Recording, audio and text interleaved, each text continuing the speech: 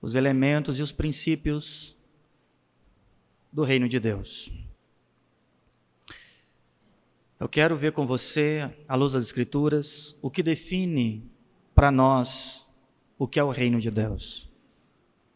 À luz das Escrituras, o que define para a igreja o reino de Deus, as características desse reino. E ao definirmos isso, conseguimos fazer a leitura e a percepção de como nos enquadrarmos a esse reino. De como nos enquadrarmos a este reino. Se você não souber as definições concretas, reais do reino de Deus, a qual você participa ou deveria participar, você nunca conseguirá viver uma vida concreta em Cristo Jesus. Nós temos reinos sobre a terra estabelecido por milênios. Todos os impérios possíveis, todas as dinastias possíveis. Nós tivemos todo tipo de regime até então possível. E onde está estabelecido o reino de Deus e diante todo esse regime humano? Fora os reinos, pensando do ponto de vista Estado, fora este reino do ponto de vista estatal, nós temos os reinos através da cultura, através das filosofias.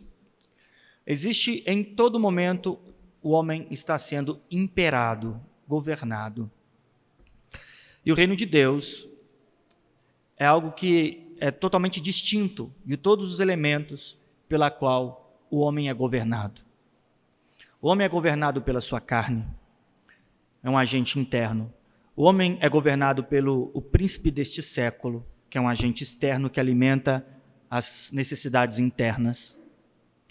E esse agente externo, o mundo jaz nele, o maligno, tem toda uma instrumentalidade utilizada para governar. E o reino de Deus é o governo de Deus sobre o homem eleito. E aqui estabelece o reino de Deus. Agora, qual é a definição do reino de Deus? O que é o reino de Deus? Eu quero começar com você no Evangelho de João, capítulo de número 18.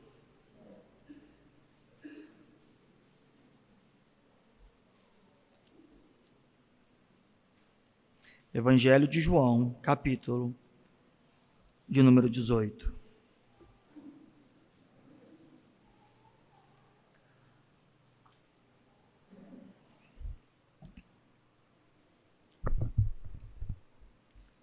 Verso de número 33.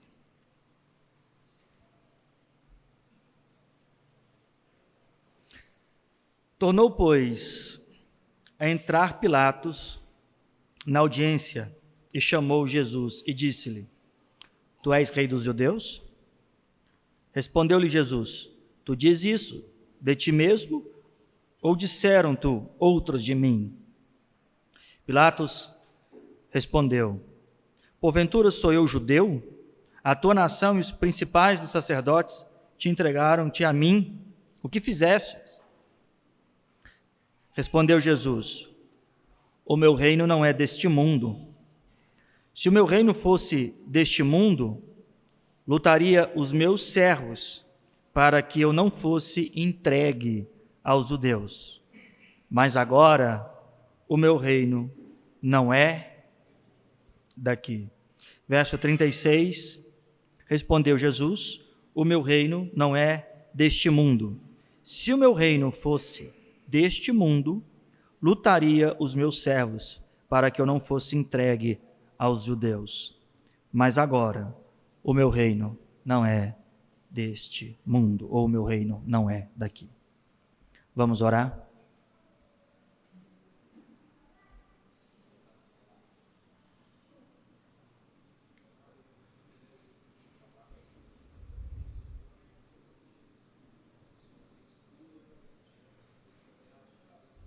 Ó Deus,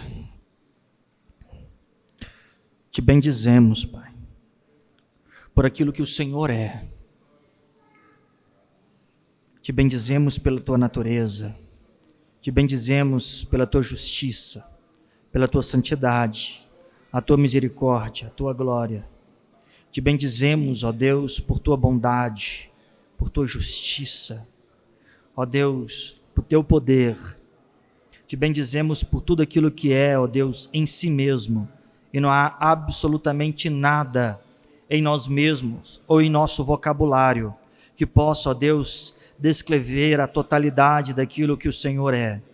Te bendizemos, ó Deus, e glorificamos a Ti, ó Pai, com, ó Deus, com tudo que nós podemos, ó Pai, e com o mínimo, ó Pai, do que podemos oferecer diante de Ti agora, com o nosso vocabulário empobrecido, que não é capaz, ó Deus, de descrever, ó Pai, toda a Tua justiça, bondade e grandeza. Te bendizemos, Pai.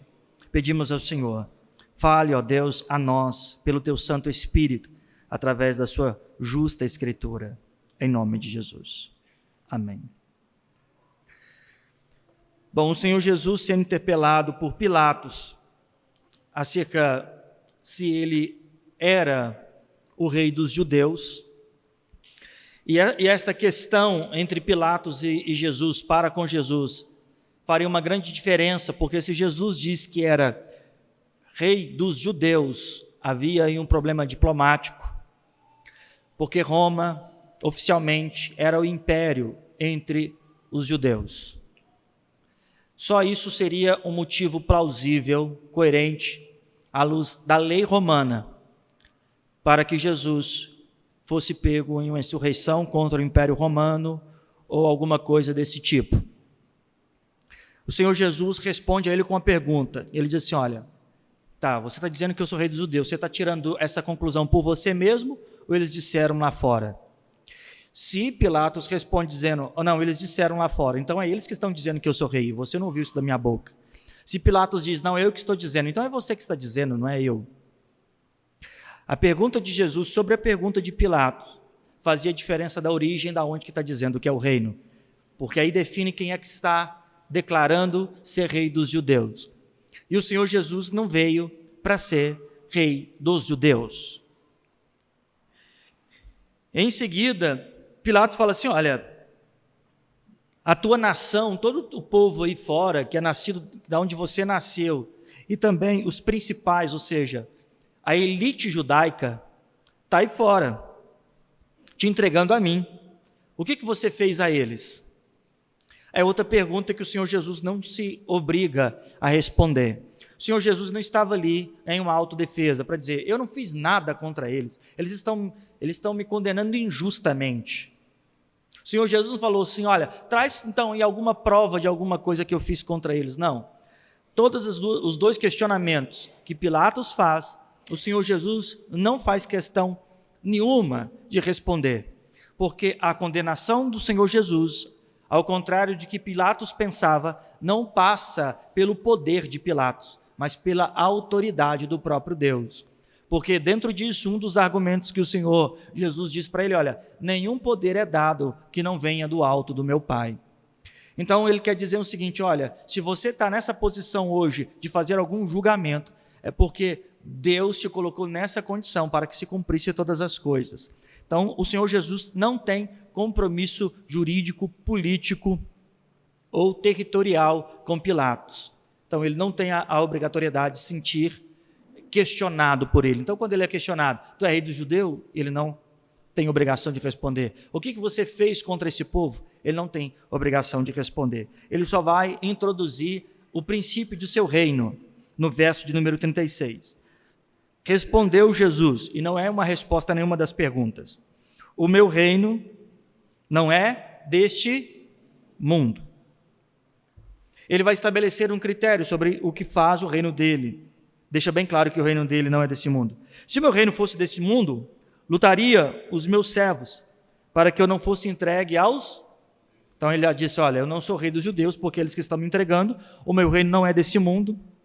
Se o meu reino fosse desse mundo, os meus servos estariam lutando em defesa do meu reino. Então, meu reino não tem nada a ver com este mundo, bem como ele não será ferido, não será impedido, não será bloqueado de nenhuma forma.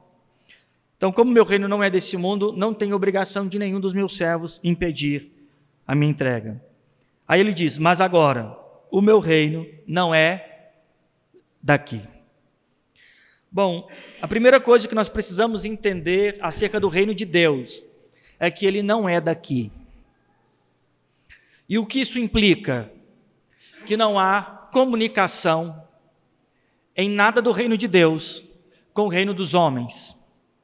E o que é o reino dos homens? E o que é o reino de Deus? Eles são totalmente distintos, antagônicos. Não há nenhuma conexão entre reino dos homens e reino de Deus. O que são, ou o que é, e o que tem sido, ao longo do tempo, o reino ou os reinos dos homens. Os reinos dos homens vêm sendo estabelecidos de um homem sobre outro homem. Ou um agente que as pessoas o declaram oficialmente um líder, ou alguém que se impõe como líder, ou é um Estado que se impõe um grande público, ou é um público, um povo que determina a força ou um poder de um Estado. Você vai ver o desenvolvimento de reinos totalitários, já lá em Gênesis, capítulo de número 6, logo depois que nós vemos referência, dizendo que os filhos dos homens uniram-se com os filhos de Deus e geraram gigantes, né? Ali os Néfilins, que são chamados, algumas teologias dizem que são relacionamento entre anjos, filhos de Deus, e os seres humanos. Mas o próprio Senhor Jesus coloca isso em uma questão, quando ele é questionado, olha, se uma pessoa, uma mulher, casar com um homem, aquele homem morrer, e depois casar com um irmão desse homem, e assim sucessivamente, lá no céu, quem será o seu marido? A resposta que Jesus dá é, nenhum e nem outro, porque serão como os anjos, nem casaram e nem dado a casamento.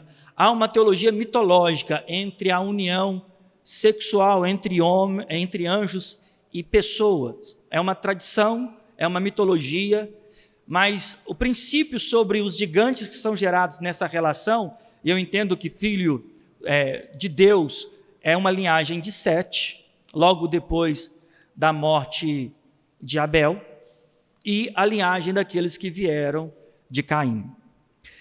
Esses gigantes são homens de autoridade, homens grandes, você vai entender que são homens de guerra, potencialmente poderosos, que conseguiam desenvolver potencial bélico de arma, e com arma e retórica conseguiam reter pessoas para si e fazendo para eles exército, fazendo servos e povos. É daí que nasce os reinos, ou a autoridade monárquica. É quando alguém com autoridade retórica, bélica, ele consegue construir um exército e submeter um outro público, um povo, a essa sua autoridade, com o pretexto de coordená-los, com o pretexto de orientá-los, instruí-los e fazê-los prosperar.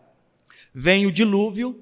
Depois do dilúvio ali em Noé, nós temos um crescimento de situações assim.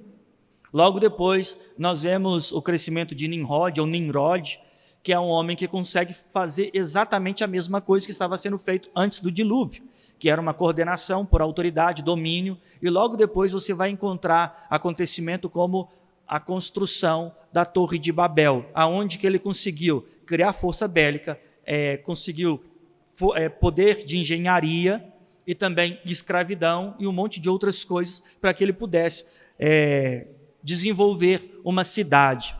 Os reinos são estabelecidos a partir daí. E você vai ver que os povos vão construindo reinos, cada nação de acordo com sua perspectiva. Se você olhar a história, você vai ver os persas, você vai ver os astecas, os egípcios, você vai ver o Império Chinês. Cada povo, cada nação começa a desenvolver a sua perspectiva de reino, e sempre você vai encontrar alguns elementos que são muito comuns entre eles. Vai ser um monarca, alguém que está acima de todos, ou orientado por uma divindade, ou autodeclarado divino. Você vai ter ali um clero, uma liderança, junto com eles, seus ministros, conselheiros, o seu exército e a multidão, que normalmente é devoto ao rei. Há uma devoção ao rei, há uma inclinação de obediência ao rei. São súditos, aqueles que estão sujeitos ao rei. Ao contrário do que é uma democracia, ou deveria ser uma democracia, a monarquia é as pessoas sujeitas ao poder do rei. Esse rei autodeclarado Deus, orientado por uma divindade, qual que seja. O povo de Deus, todo o tempo, ele foi sempre escravizado por governos que pensavam no poder totalitário. Aconteceu com o povo hebreu, depois da passagem da vida de José, sendo parte do governo do Egito. Israel foi estabelecido com um povo lá no Egito, no delta do Nilo, onde eles conseguiram criar e desenvolver a sua agricultura, o seu povo. O que acontece? Anos, ou algumas centenas de anos passam, o imperador do Egito, o faraó daquela geração, já desconhecia tudo aquilo que aconteceu na vida de José, o efeito da vida de José no Egito, do Deus de José no Egito, e passa a escravizar Israel. Israel passa a ser escravizado por um reino. Isso é para sinal futuro ou sinal eterno para a igreja. Sempre o reino deste mundo tem a pretensão, o objetivo, tem o exercício e trabalha para escravizar o povo de Deus. Não só a humanidade, mas existe uma expectativa, um Egito criado dentro de um sistema que tem a demanda de escravizar o reino de Deus, o povo de Deus, para a construção de seus interesses. Isso sempre vai haver e sempre houve. Só que Deus, Israel, ou até então o povo de Israel, o povo hebreu, era regido ou governado pelo próprio Deus. Quando Deus aparece a Moisés, lá no Monte Horebe, e posteriormente no Monte Sinai, e durante a caminhada do livramento do povo de Israel, Deus tem mostrado para ele, olha, eu quero reinar sobre vocês. E Deus, a partir daí, começa a estabelecer um reino, ou um modelo de governo, que seria um governo teocrático. E o que ele estabelece isso através do Monte Sinai? Ele estabelece uma constituição, que é o Decálogo, os 10 mandamentos, e por esses 10 mandamentos, ele estabelece também sacerdócio, o sumo sacerdote, e todo o colégio sacerdotal, e através desse colegiado, ele começa a estabelecer os regimentos moderados de comportamento da comunidade de Israel. E ele estabelece, então, um reino, onde ele tem mandamentos, regras, princípios, coordenado, estabelecido, a princípio através de Moisés, depois através de Josué, e a partir daí, através de toda a estrutura sacerdotal, de princípio de Arão. Estabelecido isso, Deus começa a reinar em Israel. E o reinado de Israel, o regimento pela qual Deus estabelece, ele é totalmente antagônico ou diferente de todo o princípio de reino dos outros reinos. Os outros reinos tinham uma figura imperativa. No caso, um supremo, uma figura que é como elas, porém era supremo. Esse tal supremo estabelecia a sua vontade da maneira que queria. Dentro de Israel, o supremo era o próprio Deus, e que tinha um porta-voz e não um rei. Moisés nunca foi rei de Israel. Josué nunca foi rei de Israel. Eles eram porta-vozes. Eles faziam um papel de trazer. Eles faziam um papel de oráculo e traziam para Israel a demanda do reino de Deus. Pelo mandamento, pelas obras, pelos sinais, até juízo de Deus vinha sobre Israel através desses homens. Sinais, desde o livramento até a condenação dos desobedientes no deserto. Tudo isso era reino de Deus estabelecido. E ao longo do tempo que Israel termina a sua peregrinação, se estabelece dentro de um reino onde o Senhor, um território onde Deus havia previamente estabelecido. A partir daí, a construção da história de Israel vai evoluir esse reinado. Agora não era só o colégio sacerdotal, começa agora a ter eleição de juízes regionais que vão agora, de uma forma mais subdividida, coordenar as ações dentro daquele povo, porque estavam separados agora em tribos, as suas etnias estavam se acentuando, ocupando territórios específicos, e ali eram levantados juízes, e esses juízes coordenavam toda a lei jurídica, o decálogo, também as leis cerimoniais, como a ordenação de sentença, juízo sobre aquele povo. Então era um modelo totalmente diferente, ainda que todo o povo tinha um rei estabelecido, os outros povos, as outras nações, Israel estava subdividido em reis, em juízes, que conversavam entre si, tinham comunicações esses povos, e cada lei estava regido a uma realidade local, a cada situação local, os juízes defendiam os princípios da lei de Deus para coordenar esse povo. Só que o povo de Israel chega em um momento em que eles olham para os outros povos e dizem assim: nós queremos rei. Todos os povos têm rei, nós queremos rei. Só que eles nunca pararam para observar que eles foram sempre governados pelo Criador. Não foi um homem com um movimento político, com força bélica, espada e lanças, que invadiu o Egito para tirar Israel de lá. Mas foi um homem, um único homem, que, guiado por Deus, anunciou o juízo de Deus dentro do Egito, e sem nenhuma espada, nenhuma lança e nenhum exército, ele conseguiu tirar um povo inteiro de lá. Eles não pararam para pensar que todo o tempo Deus estava reinando sobre eles. E eles pediram um rei. E Deus disse: então tá, vocês querem um rei, então seja feito um rei conforme o desejo de vocês. E ali foi separado alguém para ser rei deles. O primeiro rei ali foi Saul, ou Shaul, do hebraico, que não, ironicamente e não acidentalmente, tem o nome de pedido a Deus. Pedido a Deus. Sim, agora eu quero que você pense uma coisa. Você já parou para pensar se Deus faz na sua vida, abrindo um parênteses agora, você já parou para pensar se Deus faz na sua vida um Shaul, te dá exatamente o que você está pedindo? Já parou para pensar no que se tornaria a sua vida? É importante que você saiba que todos os nossos interesses, anseios e desejos nunca moveram e nunca moverão a vontade de Deus. As nossas orações são respondidas quando elas estiverem, conforme está em 1 João, de acordo com a sua vontade. Porque o Senhor Deus, o Criador, Ele não é um gênio da lâmpada que está respondendo orações de campanhas de pessoas que estão alvoroçadas em seus desejos, que estão ali pagando votos. Ele não está se preocupando com isso. O propósito de Deus é sempre responder orações que estão voltadas ao seu próprio propósito. Então, Saul é alguém que foi pedido a Deus. Deus deu exatamente aquilo que o povo pediu. O rei Saul foi um ótimo rei para Israel ou foi um péssimo rei?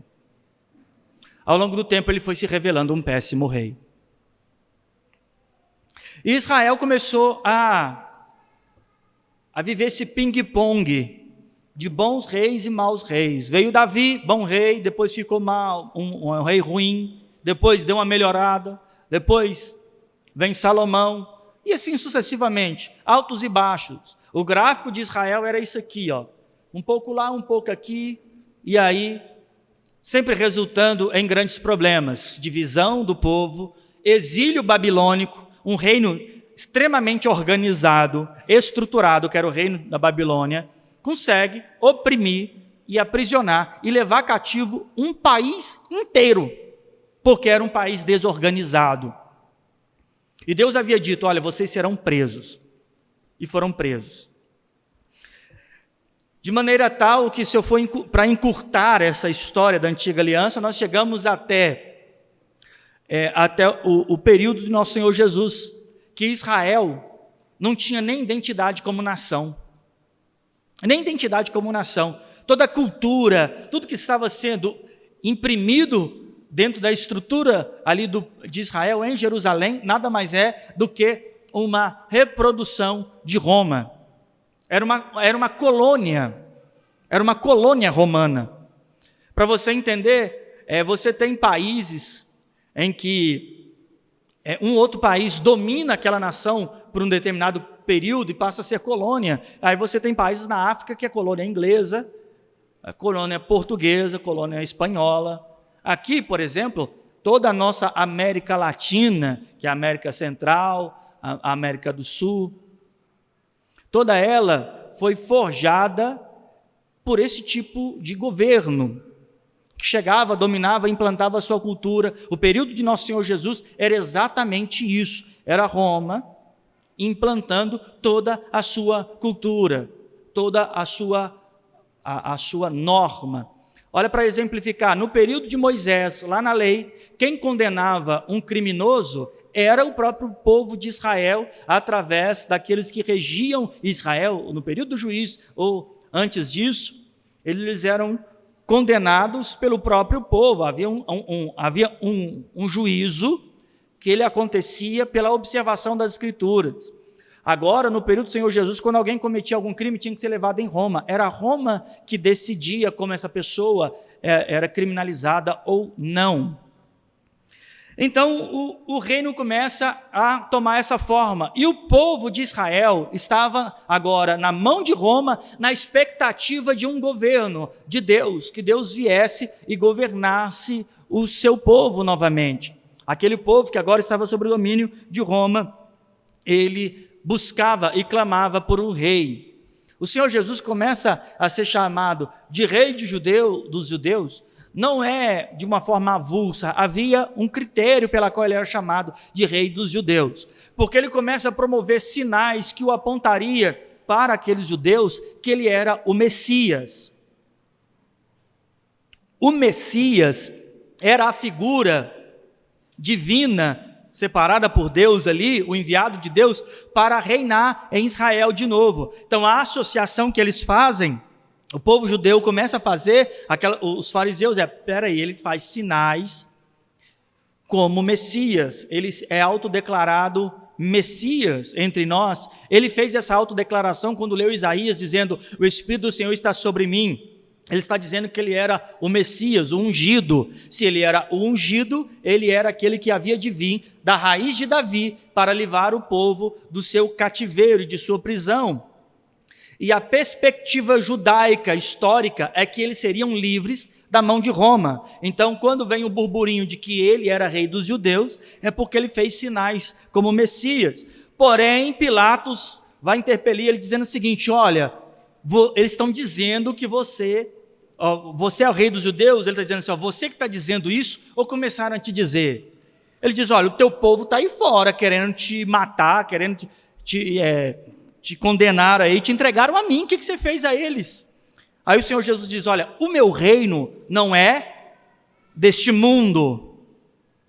E aí, quando ele diz isso, ele está dizendo: o meu reino não tem a ver com Davi, não tem a ver com Salomão, não tem a ver com o período dos juízes, o meu reino não tem a ver com Josué, e o meu reino também não tem a ver com Moisés, o meu reino não tem a ver com Pilatos, o meu reino não tem a ver com Herodes. Ele está dizendo assim: olha, o meu reino não é deste mundo. Ainda que Deus estabeleceu algum modelo de reinado antes do governo monárquico, ele estabeleceu um reino que ele era um período, ele era uma dispensação, ele era uma transição, ele era para sinalizar ou revelar o reino futuro. Mas o Senhor Jesus está dizendo assim: olha, o meu reino não é deste mundo.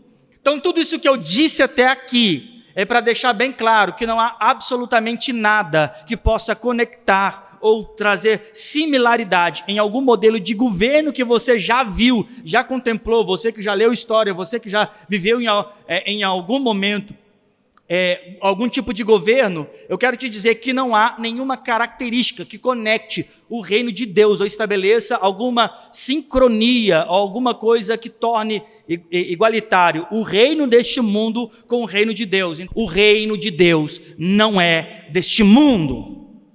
Absolutamente nada a ver com este mundo. Só que as nossas experiências de reino têm a ver com este mundo. Todo tipo e modelo de governo que nós pensamos tem a ver com este mundo. Todo teste empírico que a gente vive tem a ver com o modelo do governo do homem, como que o homem governa, como que é a monarquia, como que é o presidencialismo, como é um parlamentarismo, como que é uma ditadura, como é uma democracia. Temos a nossa experiência de reino. E aí estou falando de governo, no sentido de Estado. E existem outros governos que nós temos a nossa experiência e que nós tentamos similar o reino de Deus assim.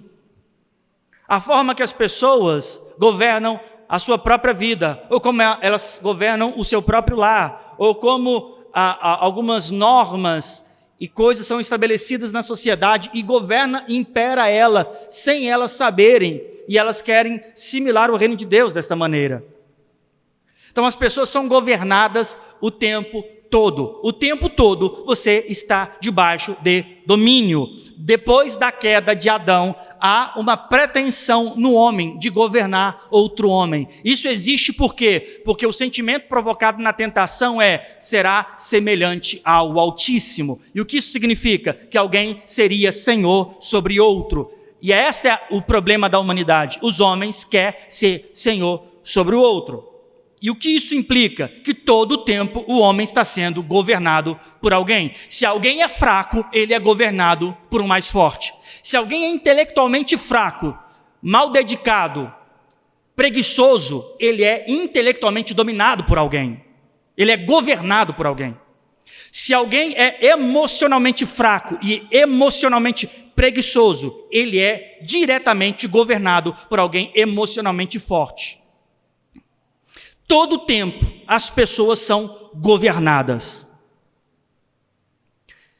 Não diferentemente disso, existe um governo invisível. E aqui, antes desse governo invisível, existe um imperceptível, que está implícito na vida humana desde a saída do Éden. Porque a serpente não foi aprisionada, a serpente não foi enclausurada, a serpente também foi expulsa para o mesmo mundo aonde Adão e Eva foram expulsos. E ao longo do tempo, esta serpente, Satanás, ou o que diz as Escrituras em 1 João, que o mundo aonde ele jazida, o príncipe deste mundo, o principado que governa neste mundo, ele vem agindo de forma implícita, de maneira tal que a sociedade caída e a humanidade depravada não observa o seu reinado. Pelo contrário, nem acredita em seu reinado. E ele está atuante. E em quem o reino das trevas atua? Exatamente nestas figuras, nesse perfil. Então eu te digo, tudo aquilo que você é profundamente despreparado, você é altamente governado. Sem sombra de dúvida. Sem sombra de dúvida. Se você é pobre culturalmente, existe uma cultura que impera sobre você. Se você é pobre de informações, existe um império de informações que te domina. Se você tem pouco conhecimento de Deus, existe algum tipo de governo que vai te vender o que é Deus e vai te governar com essa ideia de Deus. No bem da verdade, a humanidade caída é um grande gado num grande pasto para um grande abate, mais cedo ou mais tarde. E o que é o reino de Deus? O reino de Deus é um princípio que está no contraponto de toda a possível estrutura de governo. Qualquer governo ideológico, filosófico, cultural, religioso, qualquer estrutura de pensamento, Tudo aquilo que o homem, ao longo do tempo, com todas as suas experiências, com todo o seu desenvolvimento intelectual, filosófico, bélico, de Estado, com tudo que ele pôde desenvolver, o reino de Deus é exatamente o contrário disso. E não só isso, ele é contrário à fonte do governo humano. E qual é a fonte do governo humano? O Senhor Jesus dá uma resposta aos religiosos daquela época, dizendo: vós tendes por pai o diabo. O mundo, ele é regido pelas forças das trevas. As forças das trevas organiza, orienta e alimenta os anseios da carne. Efésios capítulo 2, Paulo é muito claro ao dizer que antes andávamos no desejo da nossa carne, aonde o príncipe deste século coordenava as nossas vidas. Vem aqui comigo. Efésios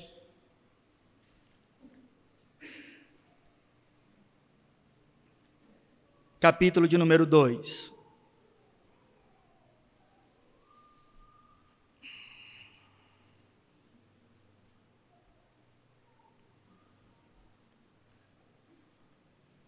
Efésios capítulo de número 2, o verso de número 2. Em que em outro tempo andastes segundo o quê? Curso deste mundo. E o que mais? Segundo o príncipe da potestade do ar, do espírito, que agora opera em quem? Entre os quais todos nós também, antes andávamos no desejo de nossa carne, fazendo a vontade da carne, do pensamento, e éramos por natureza o quê? Como os outros também. Qual é o grande segredo de Satanás e qual é o grande segredo dos homens que governam no mundo? Alimentam a ignorância coletiva.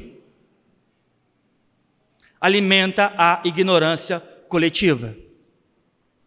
As pessoas, por gerações, através de todo tipo de governo, e principalmente o governo religioso. E eu quero te dizer que, não diferentemente da nossa época, antigamente, na Idade Média e em todas as grandes eras dos povos antigos, as religiões eram o grande combustível dos impérios. As religiões governavam sobre o governo. Ao ponto que depois da instituição da religião, chamada religião cristã, que na verdade era a religião constantina, a religião por Constantino, ela passa a fletar com o império e depois funde princípios com o império. E a religião passa a ter esse poder. Papas destituíram reis, colocaram reis no poder, e assim sempre foi. Hoje, em nossa era, isso está um pouco diluído, apesar de que muito se fala de um Estado laico, onde também existem regimes religiosos que estão basilando determinados governos. Mas a nossa era não é como era antigamente, mas as religiões é ainda um grande poder de governo. Você vai sempre ver um poder de governo. Exemplo disso, olha para você ver o poder do governo de uma religião. Você já viu o homem-bomba? Por que ele explode? Por que aqueles homens lá em 2001 pegaram aqueles aviões e lançaram nas Torres Gêmeas? Por que uma pessoa explode para matar outras pessoas? Ele faz isso pela jihad, que é a guerra santa. Ele faz isso porque no Alcorão orienta que todo o mundo que não se submete aos princípios de Alá ordenados por Mohammed devem morrer pelo fio da espada. Você vai encontrar sempre muçulmanos moderadores, que são a grande maioria, mas quando você encontrar um extremista, ele não vai ser alguém de cabelo grande, de saia grande, não. Ele vai ser alguém que está disposto a destruir outra pessoa. E por que existe isso? Porque existe uma imposição religiosa. Isso é absurdo? Sim ou não? Tem a Inquisição Católica também, que matou muita gente pelo poder da religião. Isso não é um absurdo? Sim ou não? Tem a Inquisição Protestante, a Inquisição Calvinista, que também matou muita gente. Isso não é um absurdo? Sim ou não? É. Então, em todas as religiões em que o Criador não foi Senhor, sempre houve e sempre haverá destruição. Então, sem essa de que existe uma religião boa, sem essa que existe uma grande denominação e um grande líder religioso, todos precisam entender que assim como Moisés buscava a direção no Sinai e só trazia para o povo o que vinha do Sinai, assim também o verdadeiro cristianismo é aquele que traz do Calvário, é aquele que traz da morte do sacrifício de Cristo para a justificação do homem pecador. Então o reino de Deus é distinção, não tem equiparidade, não tem relação alguma com o reino deste mundo. A primeira coisa que nós precisamos entender é que o Senhor Jesus disse, não é deste mundo, não tem a ver com alguém eleger outro alguém. O nosso modelo de governo de nosso país é um monte de gente que, em tese, porque eu tenho algumas dúvidas na vida, que o homem foi na lua, que toda água potável é potável mesmo. Eu tenho dúvida em urnas, tenho o direito de ter urnas, a dúvida nas urnas. Então, supostamente, nós elegemos alguém, supostamente. Mas o governo de Deus não é pessoas elegendo um governo. Eu vou exemplificar. Já viu pessoas que dizem assim, olha, você tem que aceitar Jesus. É como se as pessoas que tivessem que aceitar o governo dele, senão ele não governa. Bom, um dos atributos do nosso Senhor é que Ele é soberano. Ele é Deus de vivos e de mortos, grandes e pequenos. Bom, se Ele vai dar destino eterno em uma morada eterna para os santos, Ele dará também destino eterno para os condenados. É Ele que separa o bode das ovelhas, o joio do trigo. Então ninguém aceita a Jesus, porque não é nós que o elegemos Senhor. Em nosso arrependimento é Ele que nos aceita, é Ele que nos recebe. Então ninguém deve ser levado a aceitar a Jesus. As pessoas devem ser levadas a se arrepender para que o Senhor os aceite em seu reino. Porque Ele, o Cristo Todo-Poderoso, já é Senhor tanto do pecador quanto do justificado. E Ele dará destino a ambos. O que aquele homem precisa fazer é entender que este é Senhor. E este Senhor necessita do arrependimento para que esse tal seja aceito. Cristo não é aceito por pessoas. É o Senhor que aceita pessoas em seu reino. Ele diz assim, ninguém vem a mim, em João capítulo 6 ele diz, ninguém vem a mim se o Pai não trouxer a mim.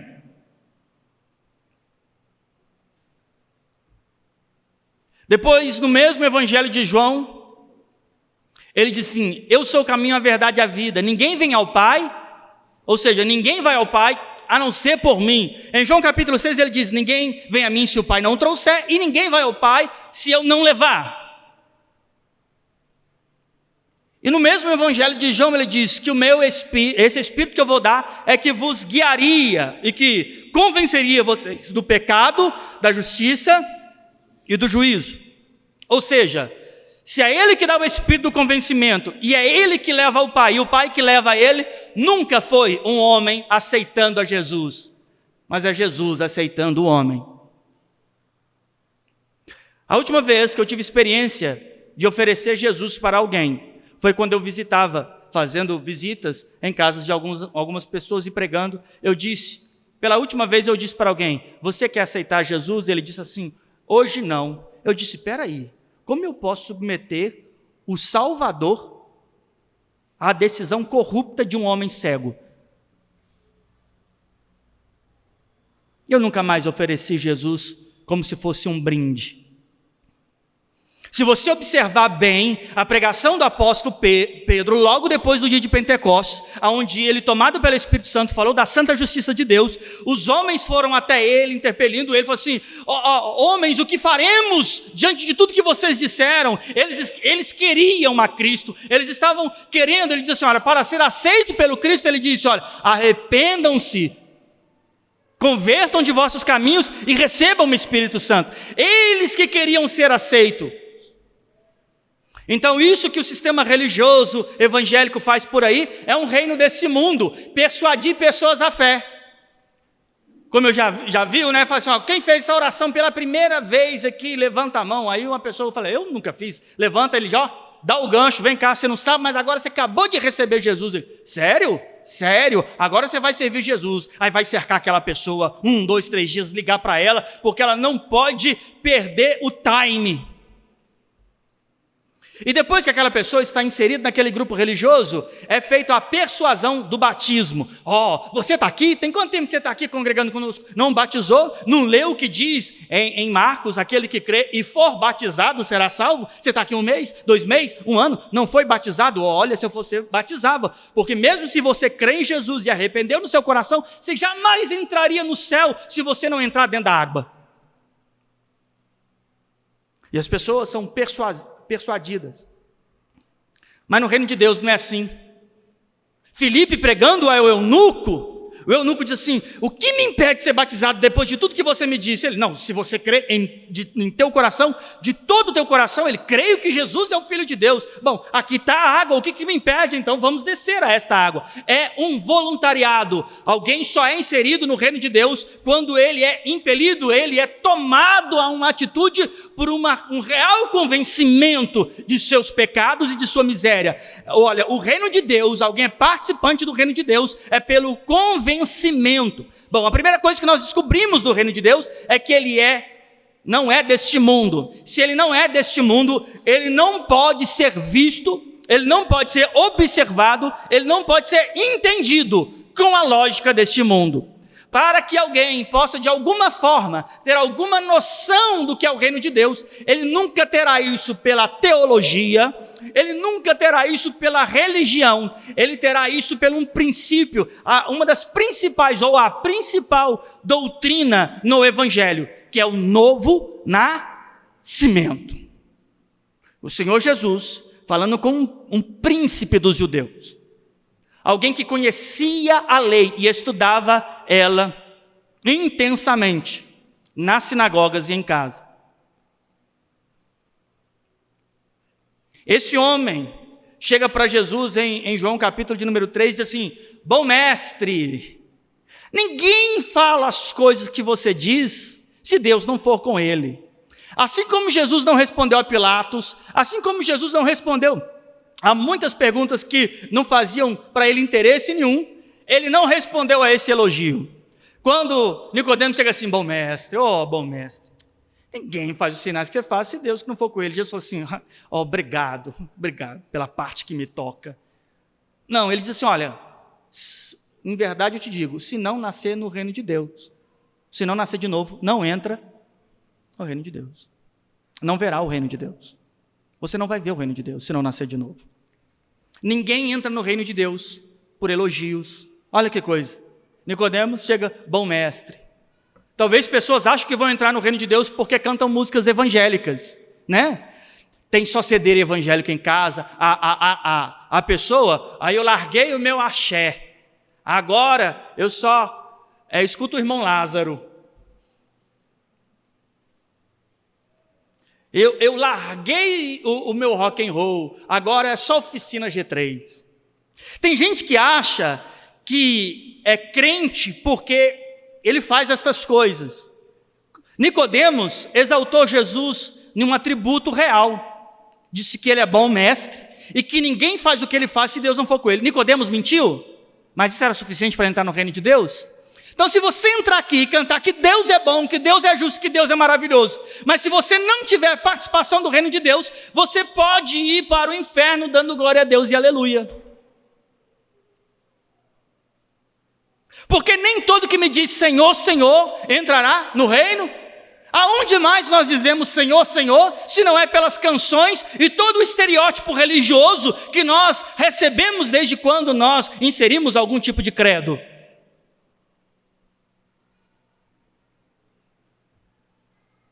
O impacto vai ser tão absurdo que, se fosse possível ali, é uma conjectura que o Senhor Jesus diz em Mateus capítulo 7, ele diz: mas Senhor, que lugar é esse? Mas espera aí, nós não estávamos profetizando? Não fizemos tantas coisas no seu nome? O Senhor Jesus vai dizer assim: para longe de mim, eu não vos conheço. O reino de Deus está falando sobre algo que não é comunicável à natureza humana. O homem natural não enxerga o reino de Deus. Olha, em Mateus, capítulo de número 13, logo depois que o Senhor Jesus está ensinando as parábolas,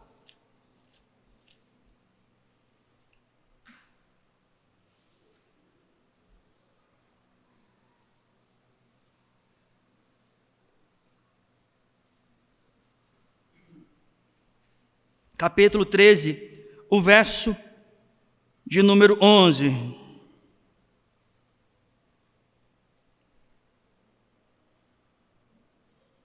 A resposta de Jesus: e ele respondeu e disse ao questionamento dos discípulos: porque a vós é dado conhecer o quê? Do reino, mas a eles não lhe é. A eles quem? Aqueles religiosos. O Senhor Jesus começa a falar por parábolas, e para cumprir as escrituras, que eles tendo ouvidos, não, tendo olhos, não vejam.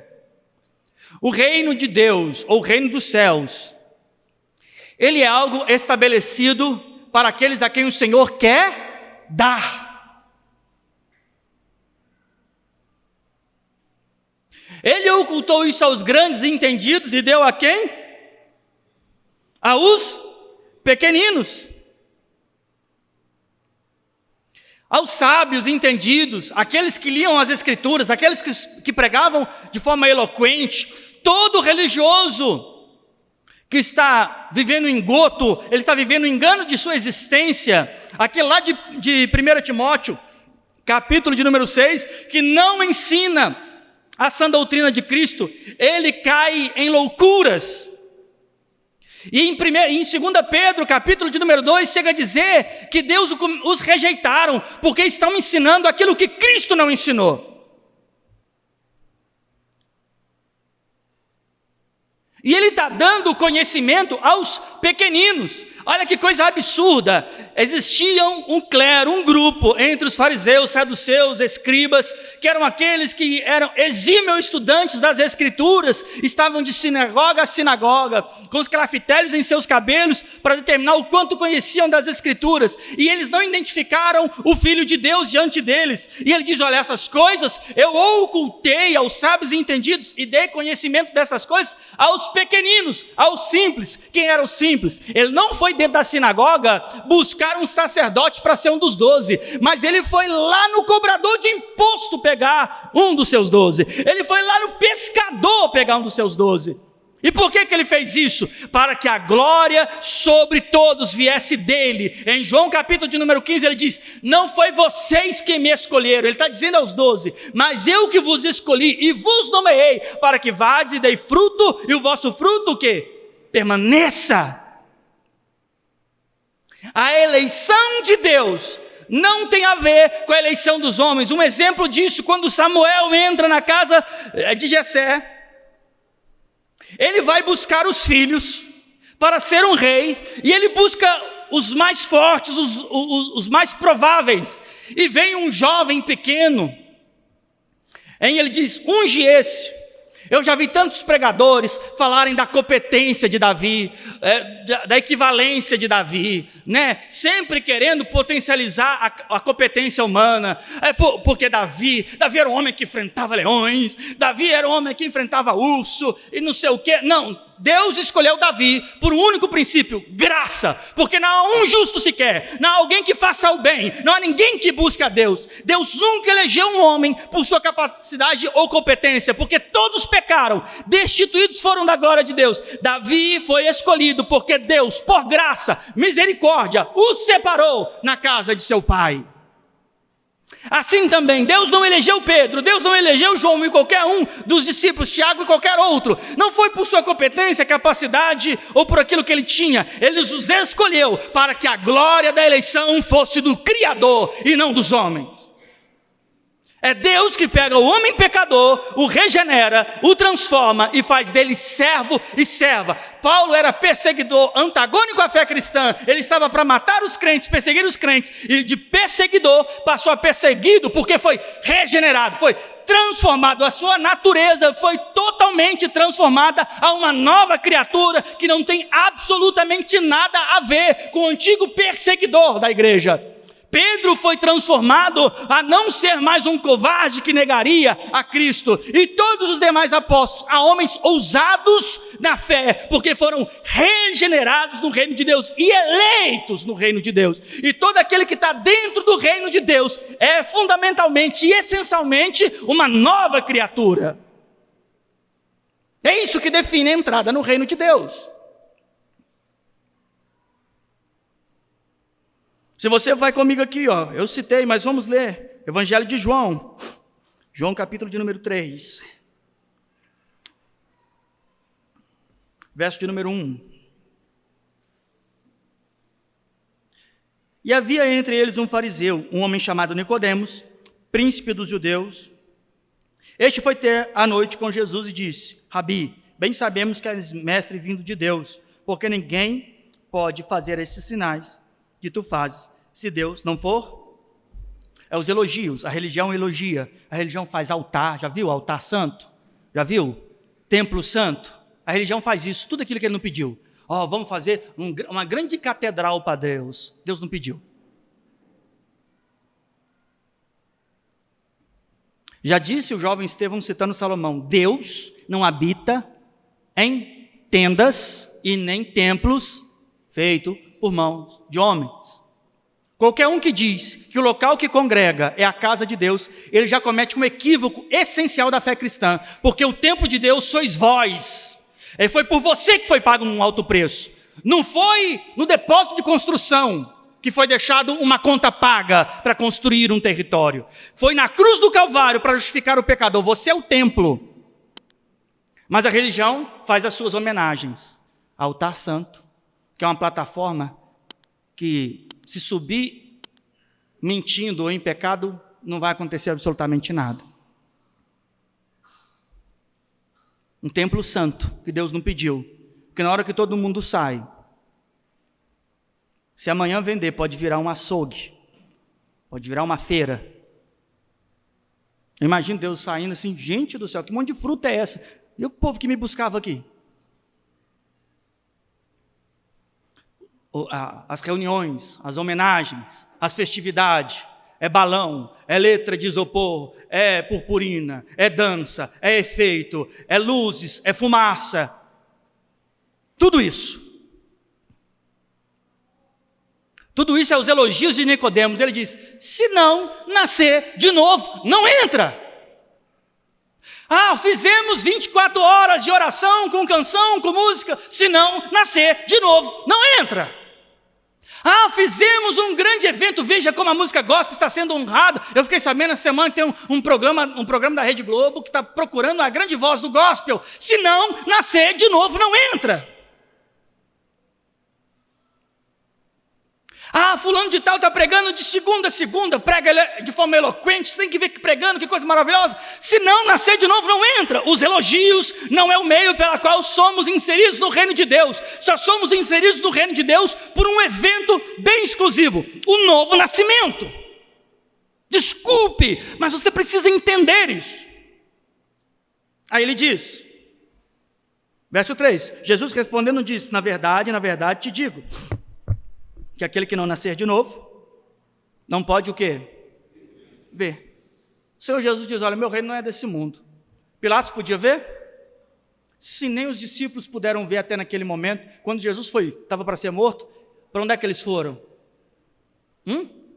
Eles entraram para dentro da casa e ficaram assim, não mataram já Jesus, daqui a pouco vai vir atrás de nós.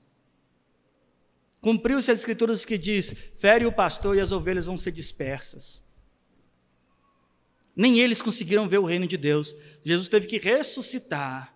Em João capítulo de número 20, soprar sobre eles o Espírito Santo.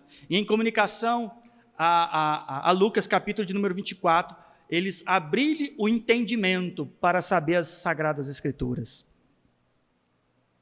O entendimento deles foram abertos. Eles não podiam ver o reino de Deus. Eles olhavam para as escrituras, não viam o reino de Deus. Eles olhavam para os fatos, não viam o reino de Deus. O Senhor Jesus disse assim, é necessário que o Filho do Homem seja entregue. Pedro fala assim, não, se vão te levar, vai ter que levar eu também. Coitados. Não viam o reino de Deus. Eles não conseguiam ver o reino de Deus. E o Senhor Jesus o tempo todo via o reino de Deus.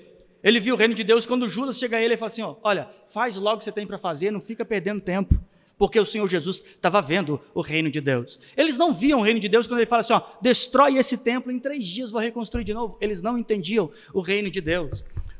Eles não entendiam o reino de Deus quando ele diz assim, antes de Abraão existir, eu sou. Aquelas pessoas ficaram revoltadas, quem é você para dizer isso? Ele diz, eu sou antes de Abraão. Eles não viam o reino de Deus. Aqueles homens condenaram a Jesus, estavam ali, você é filho de Deus mesmo, você é o Todo-Poderoso, desce daí então. Desce daí, ladrão do lado, falando assim, salva-te. Aí alguém, naquele alvoroço todo, naquela cruz, eleito pelo Senhor, pela graça de Deus, a mesma eleição que aconteceu lá com Davi, que estava no meio do pasto, acontece com o ladrão da cruz. Ele diz, lembra-te de mim, quando entrares no teu paraíso. O Senhor Jesus vira para ele, hoje mesmo, tu estarás comigo, no meu paraíso. Ele viu o reino de Deus. Então se alguém, olha o que ele diz, verso 3, Jesus respondeu, disse, na verdade te digo, que aquele que não nascer de novo, não pode o quê? Esses olhos caídos, lembra que o Senhor Jesus disse, se os teus olhos forem maus, todo o teu corpo será treva. O que é treva? É a escuridão do pecado e da cegueira. A cegueira que não deixa as pessoas contemplar o verdadeiro reino dos céus, que está sendo estabelecido sobre a igreja. E ao passo que o império do mundo vai tomando forma, vai tomando amplitude, o reino de Deus está estabelecido em algum lugar, de alguma forma, e esse reino é imutável, invencível e, sobretudo, inabalável. Porém, o que vemos é o avanço do reino deste mundo. Ideologias nas escolas. Nós vemos avanço e os crentes eufóricos com a tentativa potencial de serem tomados pelo reino desse mundo. Governos, corrupção, maldade, a mídia, prisões tecnológicas, pessoas que não abandonam mais o celular, não abandonam mais a TV, não abandonam mais, estão enclausuradas, a mente, estão todos ali tomados, e as prisões e o governo vai mudando, elas estão sendo presas. Se você entra dentro do metrô, onde você ouvia conversa, bate-papo, está todo mundo com a cabeça virada, todo mundo no celular, famílias estão jantando todos no celular, pessoas, cada um está num cômodo, cada um no quarto, mexendo com coisas que os pais nem fazem ideia do que estão mexendo. Há uma grande prisão, ela está acontecendo, o reino das trevas está abundante. Eu quero te dizer que uma grande besta, uma grande fera, um grande dragão tem emergido do mar e as pessoas não estão vendo. Eu acho que seria a coisa mais ridícula se eu e você estivéssemos em Guarapari, estivesse em alguma praia e do nada começasse a vir um grande monstro. Eu tenho certeza que eu e você sairíamos correndo. Sairíamos ou não? Exatamente, sairíamos correndo. Mas não seria absurdo uma multidão parada, curtindo o sol, enquanto um monstro sai do mar? Não é assim? É por isso que eu te digo, a grande besta que está emergindo deste mar tem pegado todo mundo na praia tranquilo. Não é assustador para ninguém, porque ao longo do tempo você foi acostumado com o bicho do mar. Ao longo do tempo, você foi doutrinado a acostumar com o bicho do mar. Não é um bicho feio saindo de dentro do mar para muitos. E aí, esta prisão deste reino das trevas, desse reino do mundo, esse reino intelectual, esse reino filosófico, esse reino das emoções, do desejo da carne, que tem crescido, contudo, o reino de Deus está sendo estabelecido de maneira a qual as pessoas não podem ver. Tem gente que acha, o católico acha que o reino de Deus é o Vaticano, na figura do Papa. Isso é estranho, e isso é até ridículo, né? Mas não vou longe, tem evangélicos que acham que o reino de Deus está estabelecido em sua denominação, através do pastor presidente dela, do vice-presidente e da história de sua denominação. Se a denominação dela é de 100 anos, 200 anos, 50 anos, ela tem orgulho disso porque ela acha que está estabelecida dentro do reino. E mal sabe ela que só está estabelecida dentro de uma denominação que mais cedo ou mais tarde pode ruir como qualquer outra coisa que existe. Porque o reino de Deus, ele tem um lugar específico. O reino de Deus tem uma estrutura específica. Lucas, capítulo de número 17.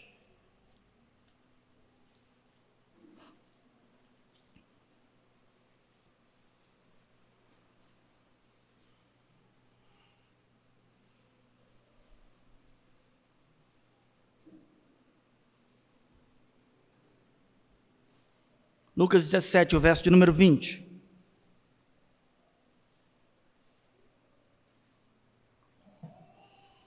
Diz assim: interrogado pelos fariseus sobre quando havia de vir o reino de Deus. Quem estava interrogando ele, gente? Quem? Os fariseus, os mesmos, daquelas outras horas, aqueles outros momentos. Respondeu-lhes e disse: o reino de Deus não vem com o quê? O Senhor Jesus disse: meu reino não é desse mundo. O reino não tem aparência exterior. Só alguém que nasce de novo que pode ver. Verso 21. Nem dirão, ei-lo aqui, ei-lo ali, porque o reino de Deus está onde?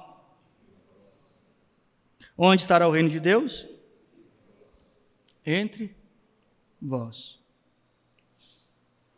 E disse aos discípulos: dia virão em que desejareis ver um dos dias do Filho do Homem, e não? E vos dirão, ei-lo aqui, ei-lo ali. Na verdade, nem vedes e nem os cigais. Então o Senhor Jesus começa a dizer assim, olha, os fariseus começam a dizer, quando que vai vir o reino de Deus? Lembra que eu te disse que o religioso judeu, ele tinha uma perspectiva humanista histórica de como que o Messias viria a reinar? Vinha sobre o trono de Davi, ia tomar Israel da mão de Roma. Aí ele diz, quando que isso vai acontecer? Quando que isso vai acontecer? Aí a resposta do Senhor Jesus, no versículo 20, o reino de Deus não vem com quê? Aparência exterior. Não vem com aparência exterior. A igreja não vai dominar Senado, não vai dominar Câmara de Deputados. Nós nunca teremos 12 supremos, como diz o atual e ex-presidente, terrivelmente evangélicos. Lembra que aí estava vendendo? Não, nós vamos colocar no Supremo um terrivelmente evangélico. É uma terrível decepção. Nunca terá. Há um presidente que vai, cheio de Deus, que vai mudar o Brasil. O Senhor Jesus deixou bem claro aonde é a nossa pátria. Aonde é a nossa pátria? Nos céus, guardada em Deus. Neste mundo, não há equivalência ao reino de Deus. Ao passo que as trevas avançam e vai tomando forma, e assim como Nero aprisionou, chicoteou e matou inúmeros cristãos, e mesmo assim, eles não foram dominados pelo império de Nero. Nero não os parou, não os deteve. Porque ainda que o corpo deles flamejavam de fogo no meio daquele povo, as suas almas estavam seladas pela eternidade de forma inviolável, e todas as cinzas do seu corpo que caiu naquele lugar, no dia da convocação eterna que está em Tessalonicenses, cada pó daquele corpo que foi perdido pelos séculos e pelos milênios, serão reconstituído e será agrupado novamente em células, em nervos, em estrutura humana, e mais uma dose, acontecerá que a glória de Deus converterá o corpo corruptível em um corpo incorruptível, e esses homens que foram chamas ardentes de fogo do furor do homem pecador, agora serão homens gloriosos entrando na presença de Deus para sempre. Nenhum homem poderá deter o princípio e o final daquele que constituiu todas as coisas. Deus vai cumprir e tem cumprido o seu reino exatamente de forma exímil, da maneira que ele declarou. Nunca houve um faraó que pudesse deter, nunca houve um rei em Roma, nunca houve Nabucodonosor, nunca houve nenhum Herodes, nenhum Pilatos, ninguém pode deter o grande fundamento de seu propósito. Ele reina antes da fundação do mundo e reinará durante o mundo, durante estas eras, e reinará para todo sempre. Não há quem pode deter o reinado de Deus. Só que esse reino não é como o mundo, não vem de forma exterior. Podem dizer, olha, o reino de Deus está aqui. Vai um religioso e constrói um templo de Salomão, e todo mundo daquela religião vai pensar, o reino de Deus está ali, porque essas pedras vieram de Israel. Outro grupo religioso junta dinheiro para imigrar e viajar lá para Jerusalém, porque ele pensa que se ele andar na Via Dolorosa, ele está pisando nos mesmos lugares que Jesus, e isto é glorioso. Aí ele pensa que entrar dentro de um buraco na parede, que depois de 2000 anos qualquer um pode dizer que é qualquer coisa, e dizer assim, aqui foi onde Jesus morreu. Aí as pessoas entram, e eu sinto a presença de Jesus dentro desse poço. As pessoas vão ali no rio Arruda, lá de Israel, Jordão, para ser batizado, tem que tomar uma antitetânica para entrar lá. Eles dizem, foi batizado no mesmo lugar que Jesus. E as pessoas acham que nessas coisas está o reino de Deus. Aquele templo, ou alguns religiosos, o monte, vai no monte e tal, não, lá a presença de Deus desce, a igreja não sei o quê, o templo não sei na onde, a terra de Aparecida, a terra de Israel. Cada religioso tem alguma coisa, ele diz, ele ali, ele aqui, ele em tal lugar. Não, o reino de Deus está entre vós. Eis que estarei convosco todos os dias, até a consumação do século. Não há nada de Cristo dentro daquele sepulcro em Israel que não possa ter muito mais em abundância dentro de um coração arrependido. Que outra hora foi um sepulcro também, aonde o Cristo ressuscitou de forma plena. O reino de Deus está entre nós, dentro de nós.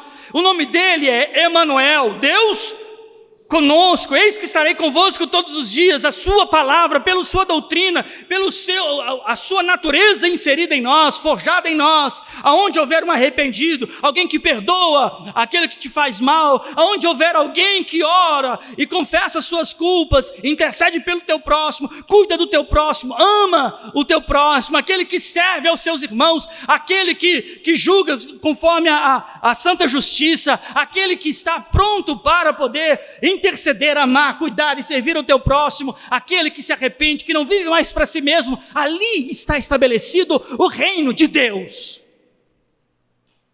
É aí.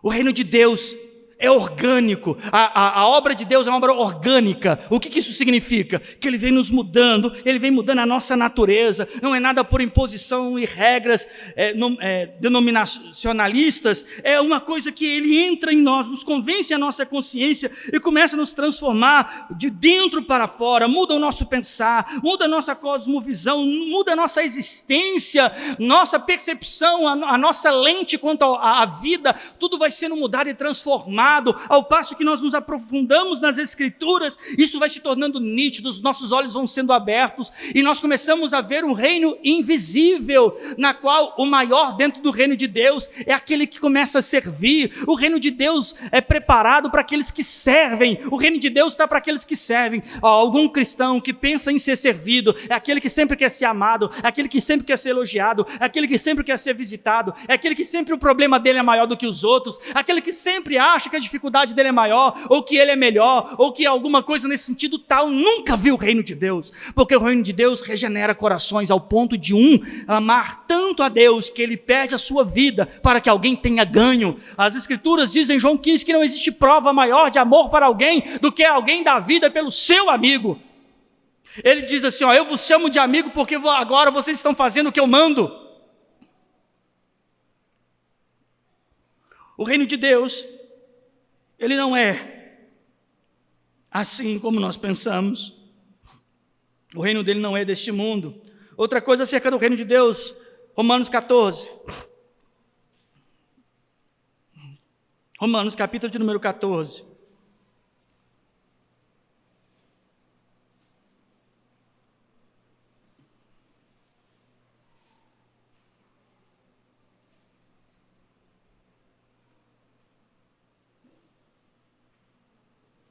Romanos 14, verso 17.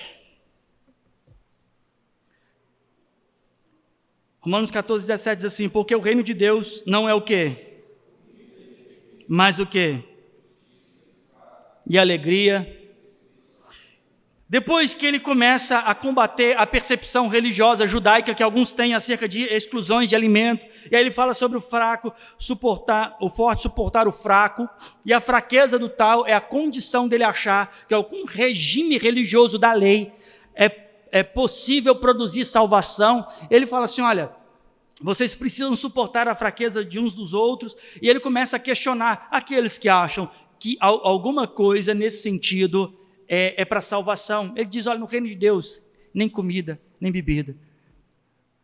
Em outro momento ele diz assim, nem a circuncisão e nem a incircuncisão tem valor algum, mas sim ser o quê? Uma nova criatura. Rito, liturgia. Vejo pessoas condicionando salvação a modelos de batismo, água parada, água corrente, em nome do Pai, do Filho e do Espírito Santo, em nome de Jesus. Um monte de coisa. A ceia, pão asmo, não pode pão com isso, não pode pão com aquilo, o suco tem que ser de, sei lá, não sei o quê. Se é pão asmo, eu já vi gente que não pode cortar o pão com tesoura. Falei, gente, de onde vocês tiraram até isso? Vocês conseguiram encontrar até isso na Bíblia? Não cortai vossos pães com tesouras. São tantas coisas. O domingo é do Senhor e a segunda é de quem? É de Satanás? É por isso que as pessoas não gostam da segunda, porque o domingo é do Senhor e a segunda é de Satanás?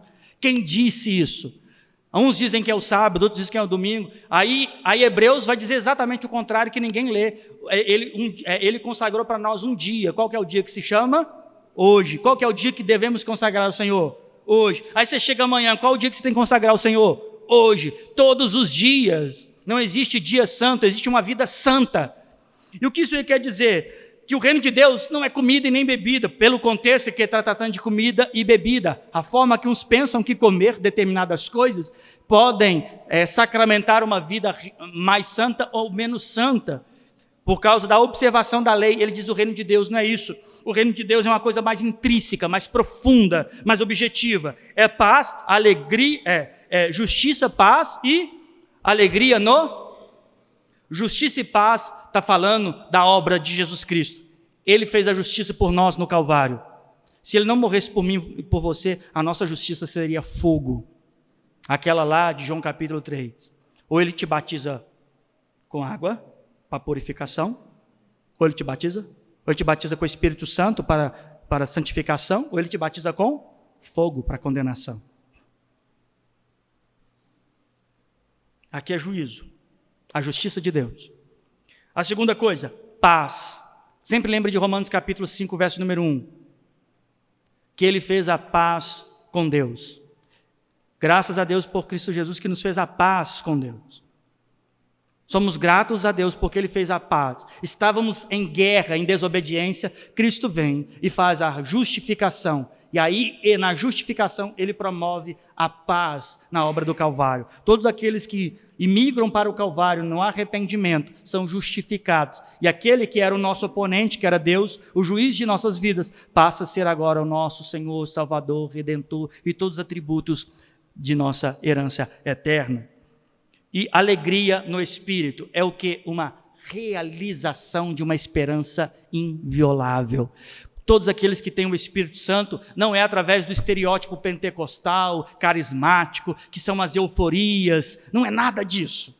Sempre convicção de salvação, certeza, esperança eterna. Se eu tenho uma convicção no meu coração, é que haverá um dia em que o meu Salvador vai vir nos céus e Ele vai me chamar pelo nome. Eu tenho certeza absoluta disso, e não foi pelo meu esforço intelectual ou para minha capacidade de pensar estas coisas. Foi me dado um convencimento e uma convicção à luz do Espírito, que me guiaria em toda a verdade, em todo o seu caminho. Esta é a alegria, uma viva esperança. Quem tem o Espírito de Deus tem esperança da salvação. Quem não tem esperança da salvação, é impossível habitar um Espírito que o alegre. É impossível. Isso é o reino de Deus. Então eu quero te dizer uma coisa: entre para o reino de Deus. Se você é evangélico, se você não é evangélico, se você é visitante, se você gosta de ouvir a palavra, se você escuta música gospel na sua casa, tudo isso precisa ser substituído por uma coisa: nascer de novo. Aí você vai ver o reino. Quando você ver o reino, você vai ver ele por uma visão em que você nunca teve. O Senhor Jesus diz: bem-aventurado aquele que não viu, mas creu. Do que ele está dizendo? Os discípulos, Jesus andou entre eles. Muitos discípulos nem viram que era o reino. Mas nós que temos a primícia do Espírito, podemos contemplar o nosso justificador, o nosso Redentor. Podemos contemplar, por uma perspectiva de fé, a mesma visão de Estevão, dele à destra do Pai, ornado de glória e santidade. Podemos contemplar a justiça do teu reino, em que ele vai transformar esse corpo corruptível em um corpo incorruptível. Ele vai pegar essa estrutura falida e vai dar da tua glória eterna. Então entre para o reino. Enxergue o reino. Você nunca vai ver o reino de Deus. Você, jovem, estudante na sua escola, não adianta o que seus professores, os sábios dessa geração digam, eles não sabem quem é o reino de Deus. Aí você possa dizer: mas você sabe, o que você tem, do que você estudou, o que você sabe da vida? Eu te digo só uma coisa: o reino de Deus adentrou a minha consciência. Nenhuma filosofia, nenhuma tradição, nenhuma cultura poderá te revelar as coisas que eu estou te dizendo agora. E elas não vêm da minha percepção de mundo, ela vem da minha revelação do reino, aquilo que Cristo revela do seu reino. E você pode ter isso. Você não será levado pelos ventos dessa vida. Eu quero te convidar a orar. Fique de pé.